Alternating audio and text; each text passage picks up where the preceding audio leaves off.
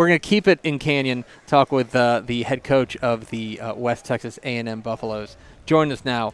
Coach Hunter Hughes joined us here. I was going to be impressive if you left the sunglasses on. That was a vibe. I just kind of looked in there. I was like, yeah, well, maybe I should. Listen, I can see. Hold on. Now you this can't is all see me good. balding. This is all very good. Hunter Hughes, the head coach of West Texas A&M. Coach, good to see you. It's good to see you. I just came over here to pick up my magazine. Oof. Oh. I do have a single magazine in my backpack. Oh, so. this isn't a yearly deal? I thought this was We're charging 3 times for it. I thought this was my NIL deal here. Dude, we've had supply chain issues. We can talk about an NIL deal with Dave Campbell's. That would be pretty cool. Yeah, it's Hunter Hughes, head coach of West Texas A&M. Let's talk about last year. You guys started slow, let's say. Yes. And then won 5 of your last 6 games. Yes. Including wins over the team that went 3 rounds deep in the playoffs and the conference champion in Midwestern. Do you think, are you a believer in season-to-season momentum? Do you feel like that is something that can carry over to this year? I think in some areas it can. But there's so much change in Division II from a year-to-year basis that it's difficult. You can build off that momentum and keep it going, but you're playing so many different players. We stumbled, the first, 2 of the first 3 games. Actually, 3 our first 4 games we stumbled and had some issues, and that's what I brought up is we got to learn not to beat ourselves. I felt like in those games, it wasn't not trying to discredit the teams that beat us, but I felt like that we were in a situation to win every single football game, and there were mistakes we made, drop passes, penalties, missed tackles, things like that, missed opportunities that got us. You go back and look at it, the way we finished, if we could have started off that way, then different outcome. So, well, the biggest difference maker, I guess, late in the season was your defense, allowing just 16.3 points a game. What changed to make that defensive unit so effective? I think the players, it's not that they weren't bought in, but I think we had too many me guys. I want to make the play. I want to make the play. And the way our defense is structured is you do your job, the play's going to come your way. You just have to be ready to make it when it comes your way. I think that they started to finally understand that. And I credit them because they matured and saw that. And we talked about it. I've talked to JT about it. I've talked to Chris Thomas, or the linebacker, other guys coming back and told them, said, that's what you have to tell the younger guys. This is why we were successful toward the end. We have to start with that, and we started in the spring, get it going in the fall camp. And when the players are telling the players, if you do your job, you'll have the opportunity to make big plays. It's a lot different than hearing my voice say it or another coach say it. Then there's more belief. I truly think that. So speaking of JT, we just talked with him. Outstanding mustache. Yeah. Outstanding mustache. Great. Although I agree with you that I feel like if you were like, I'm going to be a mustache guy, you just blow him out of the water. Yeah. I'm just telling, don't let him hear me say he's the preseason defensive player of the year. Speaking of which, he is the preseason defensive player of the year. What is it about him that doesn't show up in the stat sheet? What is it about him that sets him apart and makes him special? He's passionate about life. He's a competitor in every aspect of his life. On the field, it's easy to see. Off the field, he wants to make the highest grade in the classroom. I think he's got a 3.75 or a 3.8 GPA. In his social life, he wants to be the best.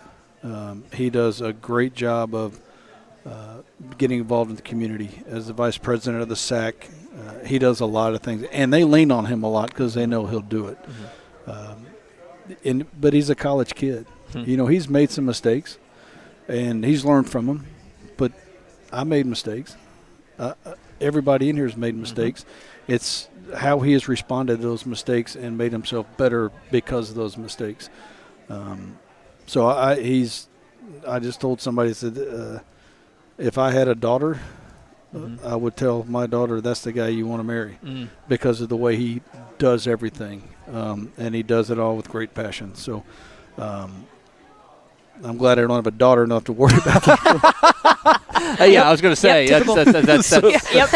As daughter. Yes. As a daughter, yes, of course, say, of course. yeah. You bring back a couple of offensive weapons in your quarterback, Nick Gerber, We and do? your running back, Jared Compton. Do We've you heard think- of them. Maybe. We watched a couple Y'all games. call them weapons?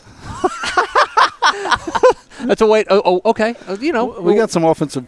They might Power? be like little revolvers. Let's call them my revolvers. gosh. You say weapons, it's like howitzers or something. Jared Compton's sitting right over there, staring daggers through. That's He fine. shrugged his shoulders. Yeah, he's like, Jared's got to prove it.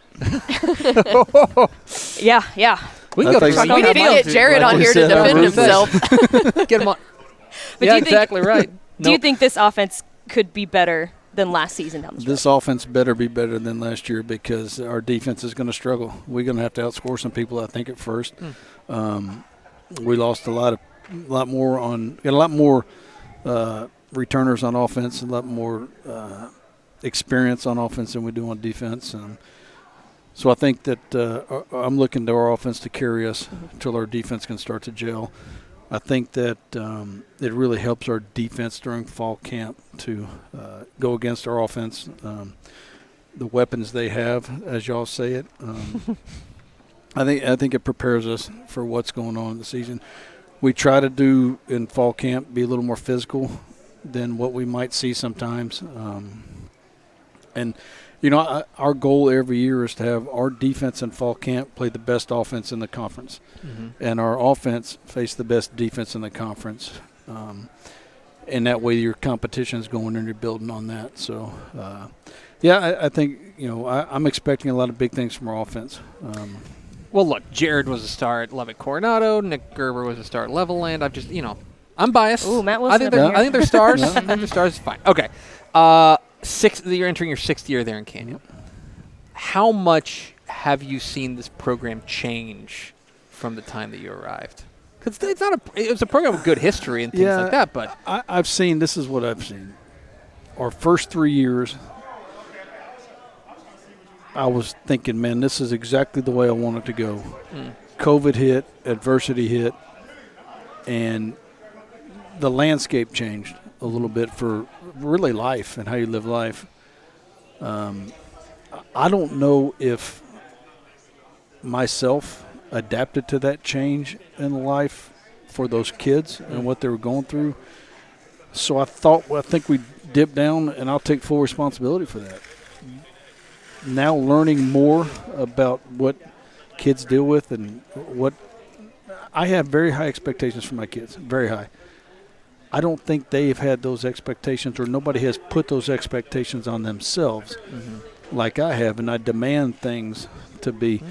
So I'm not pulling back on those expectations or demand because I want them to be the most successful person they can be.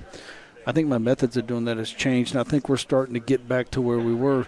I mean, pre-COVID, we're 8-3, a missed field goal away from, tying for the conference and going to the playoffs, and that's the game. You're that's close to being there, and it could all change in a matter of moments. So, but I think we're getting that. I think we've got a really good core group of players, and now we got to sprinkle in some new faces and see where they fit in and go with it. And lastly, I've got a hard hitter for you. I see you're wearing a Fitbit here. Yep. So how many steps? It's crazy, isn't How it? many No, I'm curious. Me wearing a Fitbit. I'm curious. Here's my question. You think I'd be fit, right? How many steps do you average per day? Maybe even, do you average more on a game day? Do you average more on just a normal day at practice? How many steps do you average a day? Since we practice in the morning, I get about 14,000 to 15,000 steps Sheesh. by 9:30 That's nice. at practice. yeah. We just did some camps. I got 22,000 steps in doing 2 camps on Monday of this week. So it doesn't show anywhere but on my Fitbit because when you look at me, you're like, you got 22,000 steps in? That's crazy. Where's it? Brother, I feel you. I got the same one. So, Yep. He's Hunter Hughes, the head coach of the West Texas A&M Buffs. Coach, appreciate your time as always. I hope to see y'all here next year. I know you'll be here. I hope to see. Okay. That's up to Jared. Hey, I tell you what. Why don't we? Yeah, I guess it's up to Jared. Poor Jared. He said, "Yeah, Jared He's can't just over here defend shaking himself." his head. Yeah. He doesn't even have a mic. He can't even. It's fine. It's fine. I'm ready to. Yeah, exactly. Jared's going to have a breakout year. Okay, you heard it. That's why I Jared brought him. Compton, breakout year.